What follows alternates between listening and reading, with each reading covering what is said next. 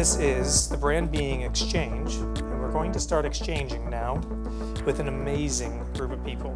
Marie-Pierre is currently SVP of Marketing at Coty, where she oversees the Philosophy brand. Robin is the CEO of the Creative Coalition. Let's give them a warm welcome, please. Thank you. And for those of you who don't know the Creative Coalition, what the Creative Coalition is, and we have some members here tonight, we are the nonprofit advocacy arm of the entertainment industry. We help the entertainment industry do well by doing good. We have a number of corporate partners. We've actually worked with Johnson & Johnson before and some other brands that are here. And we encourage all of you to not only do well and do good, but remember your new favorite nonprofit, the Creative Coalition. You can look us up. And with that, I'm going to have my chat, and if you want to hang out and listen, you can. So, Marie, what brought you to philosophy? Why philosophy? So what brought me to philosophy is the fact that philosophy has beautiful products, but what really is at the heart of the brand is everything else but the products. It's the soul of the brand, it's the desire of the brand to make women not only look good but feel good. And so it's this element of the brand that I think is very important. And it's also the fact that the brand is inviting women to do good by buying the products, because every time they buy a product, they donate to our charity called Hope and Grace. And Hope and Grace has been alive for 5 years now. And we have achieved a lot in a very short period of time. It's a charity that supports mental health organizations. You probably know that 1 in 5 people in the US and probably worldwide is having mental health issue at some point in their life. And in 5 years, through the purchases of our consumers, we've been able to donate almost $5 million. We have supported 79 charities. We have touched the lives of 1.2 million women.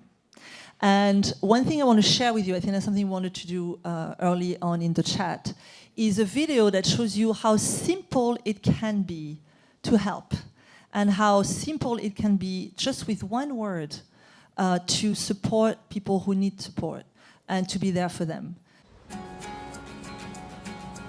Hey. Good. Good, thanks. I'm well, thank you. I'm great. How are you doing? Good, thank you. How are you? It's a beautiful day. I'm totally great. Oh, am I really? Oh, gosh. Anxious, maybe? Stressed? I worry that I'm not working hard enough. I feel guilty.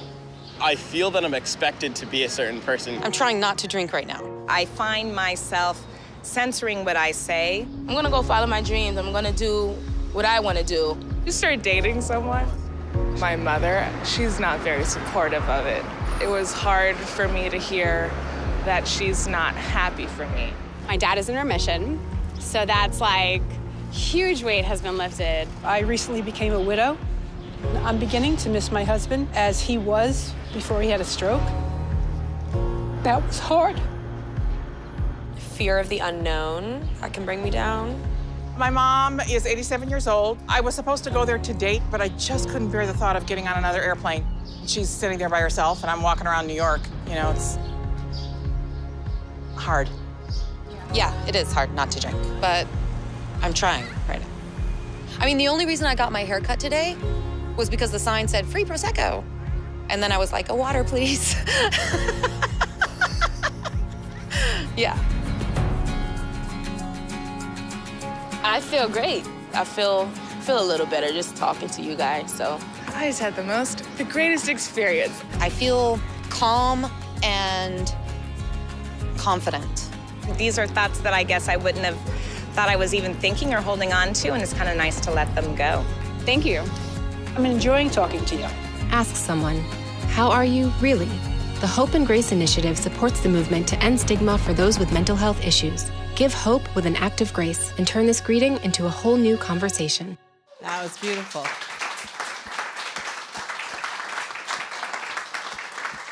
So I wanted to, that was beautiful, by the way, and I want to become part of the conversation.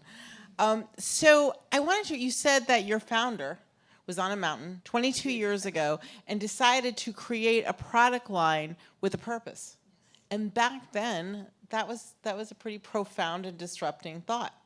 How did she?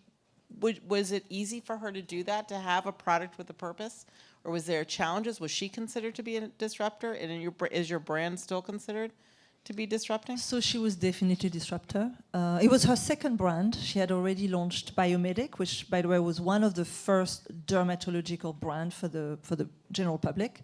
So she was a disruptor. I don't think it was hard for her because she put herself in it. It was her. It was her word, her voice.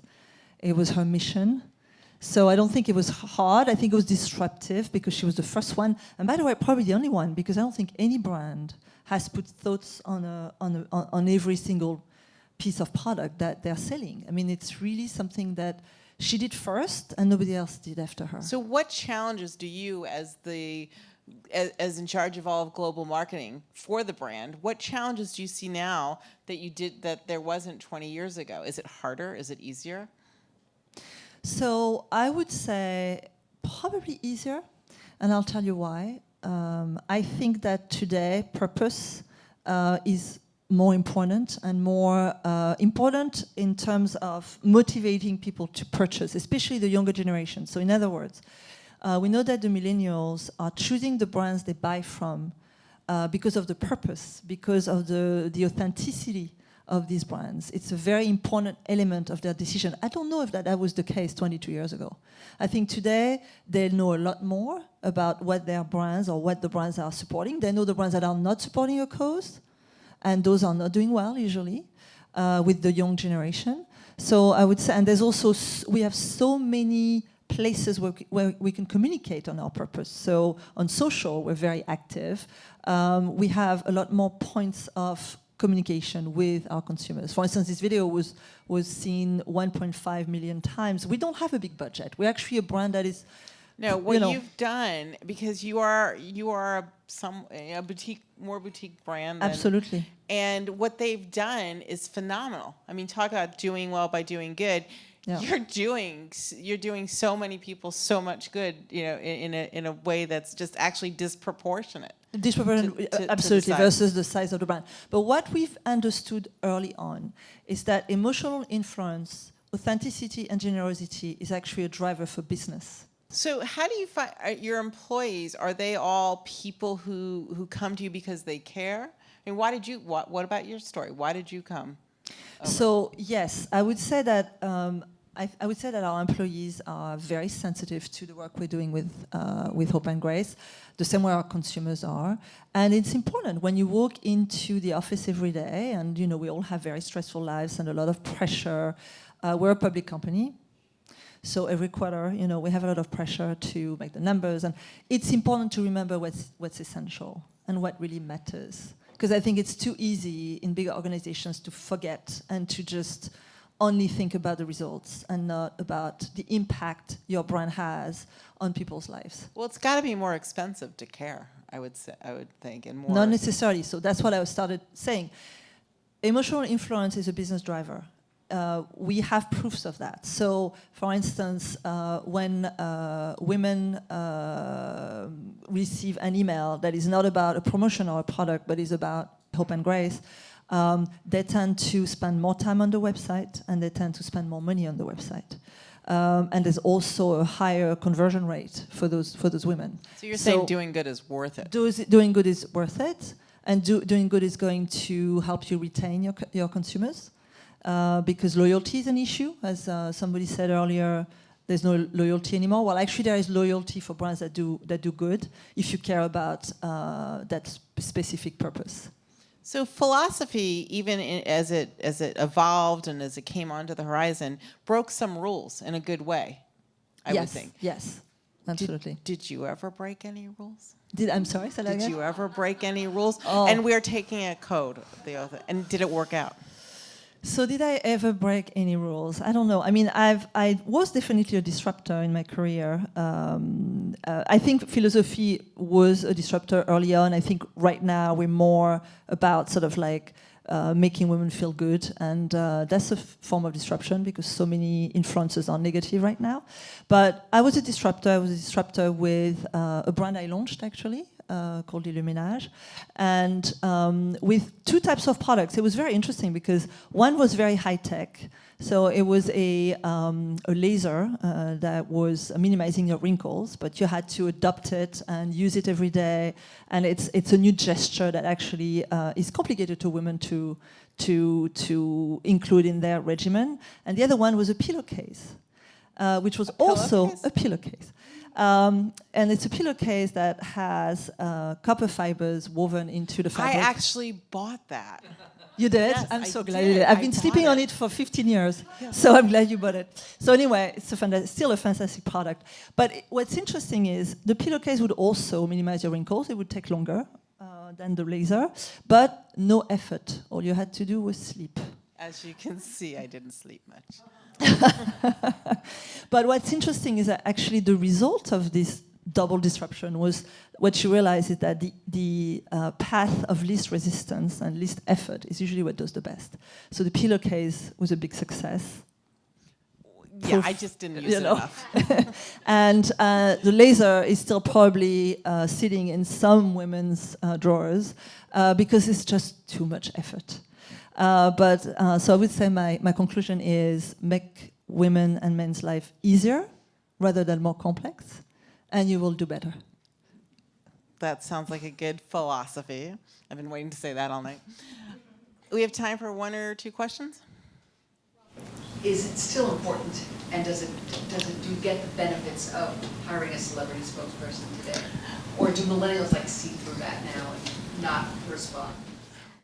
If you're going to get a celebrity involved in your campaign, I think it works better to be more organically involved. There has to be a reason that they are besides the paycheck. You have a different kind of celebrities today. I think the Instagram celebrities, in a way, are the ones who are really working very well with the brands and with us in particular. I mean, just an example. I mean, he's probably, I don't know how many people in the room know him, but Mario, Makeup by Mario, who is the makeup artist of Kim Kardashian, we've been working with him, and that has really helped us a lot. And it's more genuine, one, because he's a working celebrity, and he actually uses the products in his daily work life, and they work.